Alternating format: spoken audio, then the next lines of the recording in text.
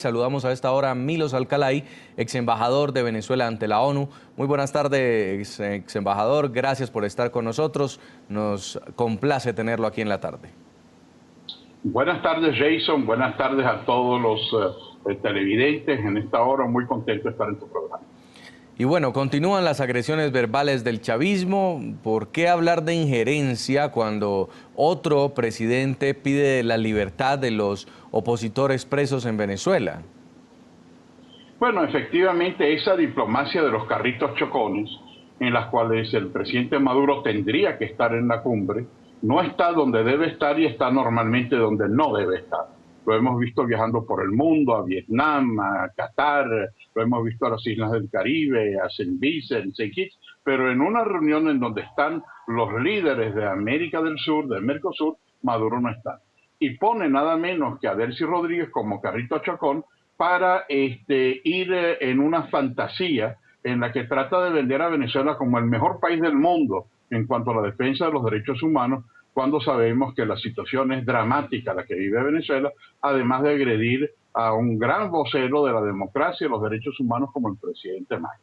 Macri no solamente representa la voz de Argentina, representa el retorno de una primavera democrática latinoamericana que exige que se cumpla la Carta Democrática, que exige que se cumpla la Convención Interamericana de Derechos Humanos o la Declaración Universal de los Derechos Humanos, que han destacado la barbaridad de lo que ha sucedido en Venezuela. Relatores de Naciones Unidas, el Alto Comisionado de la ONU, la Comisión Interamericana de Derechos Humanos de la OEA, es decir, una serie de declaraciones del Parlamento Europeo, de los parlamentos nacionales, retratan la cruda realidad.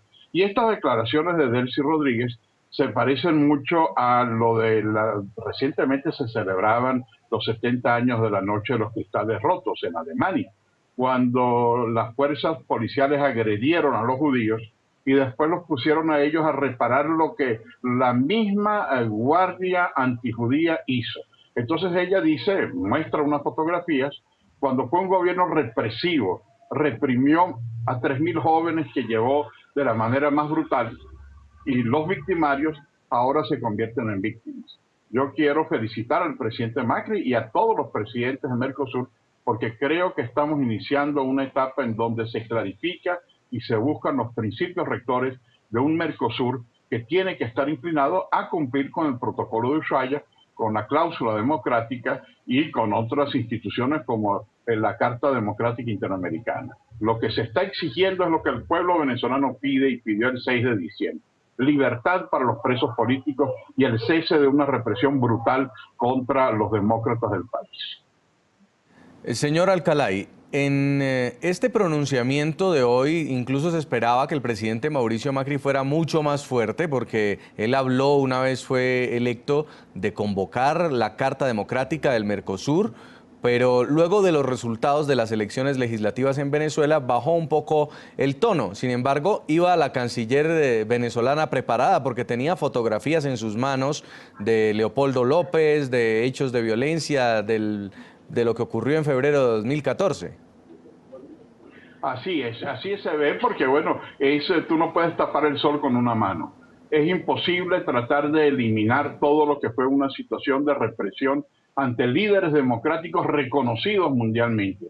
Leopoldo López, que es una de las fotografías que ella saca, es conocido por su apego a la libertad, a la democracia y a un método pacífico de solución a los graves problemas de Venezuela. Entonces, caricaturizarlo y ponerlo en una falsedad y en una mentira, al mismo tiempo tratando de decir que Venezuela es el primer país del mundo en derechos humanos, es realmente mucho cinismo.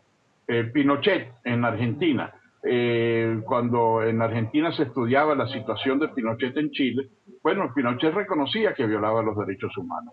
Jamás trató de poner a Chile, el Chile de Pinochet, como el defensor mundial de los derechos humanos.